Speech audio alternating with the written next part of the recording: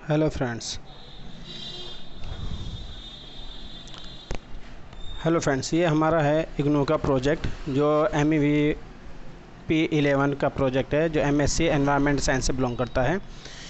इस प्रोजेक्ट को बनाने से पहले हमें जो है दो चीज़ें बनानी पड़ती है। एक तो साइनॉप्सिस, जो कि अप्रूवल लेने के लिए बनाया जाता है। सबसे पहले हमें अप्रूवल लेने के लिए जो साइनॉप्सिस तैयार किया जाएगा उसके जो फ्रंट पेज पे होगा वो हमारे पास प्रोजेक्ट प्रपोजल लिखा जाएगा, इसी तरीके से जैसे ये हमने लिख रखा है।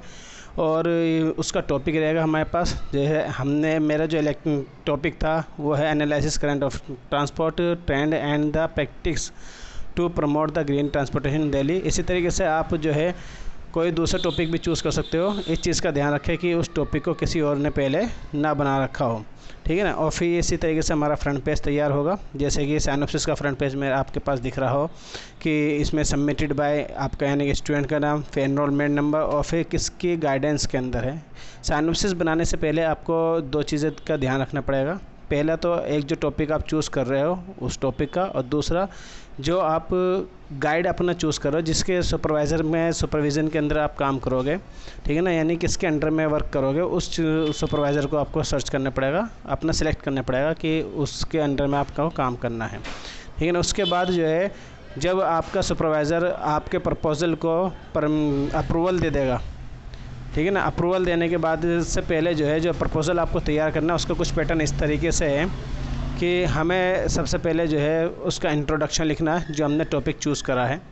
टॉपिक चूज़ करने के बाद जो इंट्रोडक्शन हमने लिखा है, इंट्रोडक्शन के बाद जो है हमारे पास उसका रिलेशनल क्या है स्टडी का, ठीक है ना। फिर इसी तरीके से मूव करते हुए जो हमें प्रपोज़ल तैयार करना है, ये अप्रोक्स जो है आपका 10 to 20 पेजेस का तैयार करना है कि प्रपोज़ल की जो हम बना रहे हैं उसका स्कोप क्या है, जो हम प्रपोज़ल तैयार कर रहे हैं, जो हम रिसर्च मेथड या अपने प्रोजेक्ट तैयार कर रहे हैं उसकी मेथोडोलॉजी क्या है हमारी, यानी किस तरीके से हम उसको बना सकते हैं, ठीक है ना। और कुछ उसके अंदर हमारे पास लास्ट में इसी तरीके से मूव करेंगे तो लिमिटेशंस आ जाएगी हमारे पास कि उनकी जो हम प्रोजेक्ट तैयार कर रहे हैं उसकी लिमिटेशंस क्या है।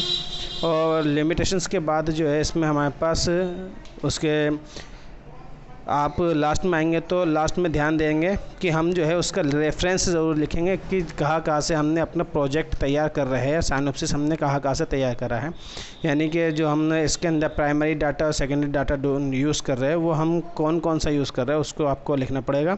इसी तरीके से आपका ये पूरा तैयार होगा। और लास्ट में जो है लास्ट से पहले आपका क्वेश्चनरी यानी कि कुछ इंटरव्यू या कुछ क्वेश्चंस जो आप सेलेक्ट करोगे कि आपका टॉपिक से रिलेटेड जो क्वेश्चंस हैं वो कौन से क्वेश्चंस है, कौन से आपकी प्रॉब्लम क्रिएट हुई है, और या फिर आपने किन से उनसे क्वेश्चन पूछा है। सपोज़ आपने 10 स्टूडेंट से क्वेश्चन पूछा है तो 10 स्टूडेंट ने उसका जवाब क्या दिया है कि क्वेश्चन का। तो इसी तरीके से करते हुए आपको ये साइनॉप्सिस तैयार करना है।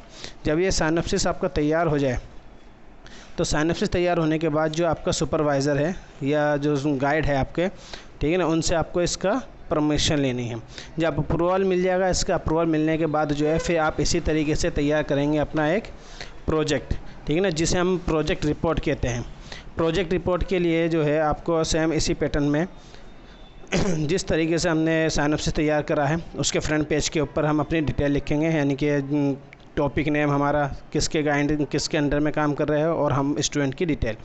जब ये सब चीज़ें हम तैयार कर ले तो जो हमारा इसके अंदर पहला पेज रहता है, ठीक है ना, सबसे पहले इसके अंदर जो हम फ्रंट पे लगाते हैं वो अप्रूवल लगाते हैं जो हमें कॉलेज की तरफ से या हमारे ऊपर सुपरवाइज़र की तरफ से हमें अप्रूवल मिला है। देन उसके बाद जो हमें हैंडबुक मिली है उसके अंदर ओरिजिनल सर्टिफिकेट रहता है, वही फॉर्मेट हमें प्रिंट करना है। और प्रिंट करने के बाद उसके अंदर जो डाटा है जो हमने टॉपिक चूज़ करा वो टॉपिक लिख के अपना नाम, अपनी डिटेल और सुपरवाइज़र की डिटेल, ये दोनों डिटेल फिल करनी है। जब ये दोनों डिटेल फिल कर ले हम तो उसके बाद जो हमारे पास एक नेक्स्ट फॉर्म आता है एक्नॉलेजमेंट के अंदर ये फॉर्मेट आपको आपकी हैंडबुक के अंदर मिल जाएगा जो कि इग्नू के थ्रू आपको प्रोवाइड की गई है, ठीक है ना। उसके अंदर सुपरवाइज़र का नेम और आपका एनरोलमेंट नंबर रहेगा और नाम रहेगा।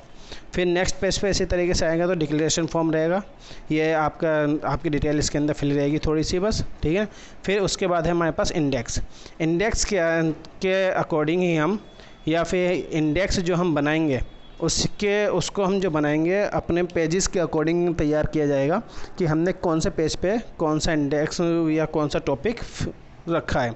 अब इसको फिल करते बनाते समय जो है हमारे पास पहले पेज पे जैसे कि मैंने सेलेक्ट कर रखा है, आप देख सकते हो कि पहले पेज पे मेरा जो है सेकंड नंबर पेज है, उसके ऊपर मेरा सर्टिफिकेट है, फिर एक्नॉलेजमेंट है, फिर डिक्लेरेशन है, फिर मेरा जो रिसर्च शुरू हुई है, ठीक है ना, इंट्रोडक्शन है, ऑब्जेक्ट है, फिर review, literature, research methodology, data analysis, finding and recommendation और कंक्लूजन, फिर लिमिटेशंस, रेफरेंस और एनेक्चर 1, ठीक है ना, और क्वेश्चनरी। इसी तरीके से आपको ये पूरा फॉर्मेट तैयार करना है। पूरा फॉर्मेट तैयार करते समय आप ध्यान रखिए कि आपसे कोई ऐसी चीज़ ना लिखी जाए जो कि पहले से लिखी हुई हो, किसी और ने राइट कर रखी हो, यानी कॉपीराइट ना हो, ठीक है ना, क्योंकि आपका जो सुपरवाइज़र रहेगा, सुपरवाइज़र आपको वो जो है प्रॉपर्ली सॉफ्टवेयर से लगा के चेक कर सकता है कि उसके अंदर कोई कॉपी पेस्ट तो काम नहीं कर रखा है आपने, ठीक है ना। जैसे कि मैंने इसमें शुरुआत में लिखा है इंट्रोडक्शन, जो है यहाँ से मैंने लिखना शुरू करा, ये तकरीबन 4-5 पेज का है मेरा इंट्रोडक्शन, जो मेरा टॉपिक है पूरा, ठीक है, जो मेरा पूरा टॉपिक है, ये मेरे कुछ पेजेस का आपका इंट्रोडक्शन मैंने इसके अंदर लिखा है। फिर उसके बाद जो है इंट्रोडक्शन के बाद आप इसी तरीके से बनाएंगे जिस तरीके से बना हुआ। अब अगर आप इस तरीके से बनाएंगे तो आपका सिलेक्शन होना पॉसिबिलिटी रहेगी, अदरवाइज़ अगर आप कॉपी पेस्ट करेंगे कहीं से तो उस कंडीशन पे जो है फिर आपका रिजेक्ट होने के चांस बढ़ जाते हैं। कई बार ऐसा होता है कि आप किसी से दूसरे से बनवा लेते हैं, बनवाने के बाद जो है वो कॉपी पेस्ट आप उससे चेक करते नहीं है और वो एज इट इज़ सबमिट करा देते हैं, जिस कारण जो है वहाँ से रिजेक्ट हो जाता है वो। और जब वो रिजेक्ट होता है तो फिर आपको वो चीज़ दोबारा से बनानी पड़ती है, साइनॉप्सिस भी दोबारा बनाना पड़ेगा और फिर उसका अप्रूवल भी आपको अगेन दोबारा से लेना पड़ेगा। इस तरीके से आपको ये तैयार करना है। जब ये इंट्रोडक्शन पूरा हो जाए, ठीक है ना, जैसे कि यहाँ पे है स्टेटमेंट ऑफ प्रॉब्लम्स है, जो हमें प्रॉब्लम क्रिएट हुई है, या सिग्निफिकेंस ऑफ स्टडी, जो हमारी स्टडी की क्या सिग्निफिकेंस रही। सेकंड चैप्टर इसके अंदर ऑब्जेक्ट एंड स्कोप, यानी क्या हमारे पास इसका ऑब्जेक्ट था, क्या स्कोप रहा स्टडी का हमारे पास इसका, ठीक है ना। सेकंड है हमारे पास रिव्यू लिटरेचर, ठीक है ना। इसी तरीके से मूव करते चले जाएंगे, तो मूव करते हुए समय जो है हमारे पास ये पूरा प्रोजेक्ट हमारा तैयार होता जाएगा धीरे, ठीक है ना। बस एक चीज़ का ध्यान रखें कि आप जो है इसके अंदर कॉपी पेस्ट ना करें किसी भी तरीके से, ठीक है ना। आप उसे अपने अल्फाजों में या फिर एक बार जो है सर्च करके अच्छे से उसके बारे में डिटेल में फिर उसको आप लिखें, ताकि आपके कॉपी पेस्ट का स्टैम्प ना लगे और वो आपका सिलेक्शन हो जाए। फोर्थ चैप्टर हमारे पास रिसर्च एंड मैथोलॉजी। जब रिसर्च मैथोलॉजी आया है, वो पैटर्न होता है जिससे आप अपनी रिसर्च कर रहे हो, यानी वो मेथड जिसके थ्रू आप रिसर्च को कंप्लीट कर सकते हो, ये आपका मेन रहेगा। अगर आपका इसी के अंदर कोई डाउट रहा तो पूरा प्रोजेक्ट आपका डाउट में आ सकता है और कैंसिल कर सकता है आपका सुपरवाइज़र। फिर फिफ्थ चैप्टर हमारे पास है एनालिसिस, जो हमने डाटा को एनालाइज करा है। इसी तरीके से हमारे पास कुछ पिक्चर्स और कुछ ग्राफ इसके अंदर हम पेस्ट करेंगे, क्योंकि हमारा जो डाटा रहेगा उसके अंदर कुछ ना कुछ वैल्यू फिट होती है, ठीक है ना, किसी भी चीज़ की आपकी। ये मूव करते चले जाएंगे तो लास्ट में इसी तरीके से हमारे पास वो क्वेश्चनरी आ जाएगा, जो हमने साइनॉप्सिस के अंदर सेलेक्ट करा था, जो साइनॉप्सिस के अंदर बनाए थे, ठीक है। जैसे कि इसके अंदर हमारे पास फाइंडिंग एंड रिकमेंडेशन, जो हमने ये कुछ पॉइंट है जो हमने इसके अंदर सर्च कर रहे थे, ठीक है। और फिर मूव करते चले जाएंगे तो ये लास्ट का टॉपिक जो रहेगा हमारे पास,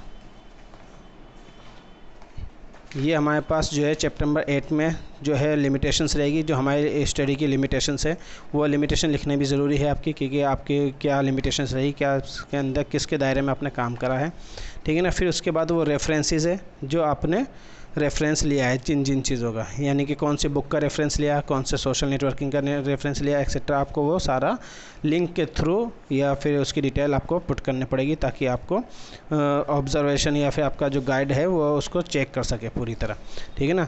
ये आपका इस तरीके से रेफरेंस बुक हो जाएगा। फिर उसके बाद एनेक्चर बनाएंगे हम। एनेक्चर के अंदर हमारे पास क्वेश्चनरी आएगा, यानी कि हमने किन किन से कौन सा क्वेश्चन पूछे और उनमें क्या क्या हमारे पास रिप्लाई आए हैं। तो ये कुछ क्वेश्चंस इसके अंदर हमने तैयार कर रखे हैं। जो ये क्वेश्चंस हमने तैयार कर रखे हैं, आपको इसी के अकॉर्डिंग ही ऐसे ही आप अगर बनाएंगे तो आपका प्रोजेक्ट जो है सिलेक्शन होने के चांस बढ़ जाते हैं, जिस वजह से आपको दोबारा से बना के जमा करने की नौबत नहीं आती। अगर आप ऐसा नहीं करते तो हो सकता है कि आपको आपका गाइड जो है दोबारा बनाने के लिए कहे और आपके फिर दोबारा से पूरी मेहनत करने पड़े। तो इसी तरीके से आप ये प्रोजेक्ट बनाएंगे। प्रोजेक्ट के लिए जो है आप 2 कॉपी बनाएंगे, ठीक है ना। 2 आप साइनॉप्सिस तैयार करेंगे इसी तरीके की, जिस तरीके की ये तैयार है, और 2 ही आप प्रोजेक्ट रिपोर्ट तैयार करेंगे, जिसके अंदर एक प्रोजेक्ट रिपोर्ट को आप और एक साइनॉप्सिस को आप अपने गाइड को सुपरवाइज़र को दोगे चेक करने के लिए, और दूसरा जो है आपका आपके पास सबमिट रहेगा, जिसके ऊपर आप अपनी एंट्री लोगे, जो अब आप इसे जमा करके आओगे हेड ऑफिस में या फिर अपने सुपरवाइज़र के पास। तो जब आप वहाँ से जमा करके आएंगे तो आपको वो इसी तरीके से, जैसे यहाँ पे हमने एंट्री ले रखी है, इस पर रिसीविंग ले रखी है, इसी तरीके से आपको रिसीविंग दे देंगे, ताकि आप जो है उससे आपके पास एक प्रूफ रहे कि हमने इसको सबमिट करा चुके हैं, इस डेट में सबमिट कराया है। ठीक है, तो इसी तरीके से हम प्रोजेक्ट बनाएंगे तो हमारा प्रोजेक्ट कम्प्लीटली सिलेक्ट होगा और उसके अंदर कोई डिफ़िकल्टी नहीं आएगी।